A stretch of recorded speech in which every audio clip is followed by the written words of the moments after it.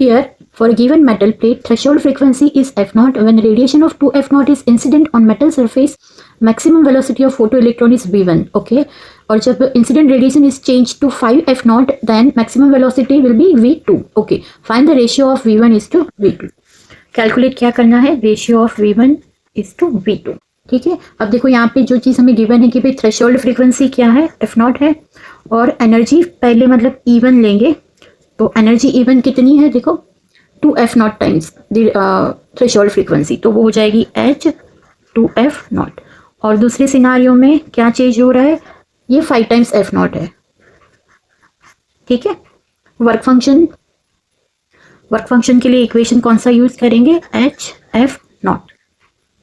Okay, we will use Einstein equation. तो Einstein equation क्या कहता है कि जो एनर्जी है वो होती है किसके बराबर? कि वर्क फंक्शन इतनी एनर्जी कि इलेक्ट्रॉन एमिट आउट हो जाए, प्लस बाकी की जो एनर्जी है वो उसको मिलती है एज अ काइनेटिक एनर्जी के फॉर्म में, और ये होता है V मैक्स स्क्वायर। ठीक है, तो ये इक्वेशन हम लोग यूज करेंगे। एक सिनारियो के लिए लिखते हैं, और मुझे रेशियो V का चाहिए ना, तो इसके फॉर्म में इक्वेशन लिखेंगे कि 1/2 m V1 स्क्वायर क्या हो जाएगा? देखो E1 माइनस φ0। ठीक है, वैसे ही दूसरा इक्वेशन बनाना पड़ेगा सेकेंड सिनारियो के लिए, तो वहाँ पे क्या होगा? 1/2 m V2 स्क्वायर क्या हो जाएगा? ये होगा E2 माइनस वर्क फंक्शन।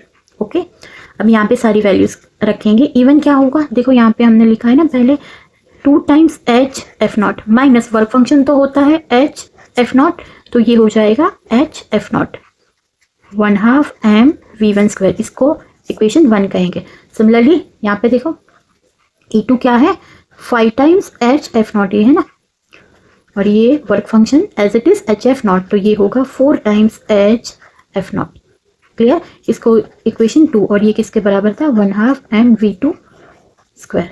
अब रेशियो लेंगे हम लोग 1/2 m V1 square divided by 1/2 m V2 square, ये होगा hf0, और ये हमें मिला 4 टाइम्स hf0। ये सारी चीज़ें कैंसिल, तो क्या मिला? V1 square by V2 square, दिख रहा है ना? हाँ, इज इक्वल टू 1/4। तो V1 V2 के लिए इसका रूट निकालना पड़ेगा, तो V1 by V2 is equal to 1/2। इसका मतलब है कि V1 V2 का रेशियो मिला 1:2।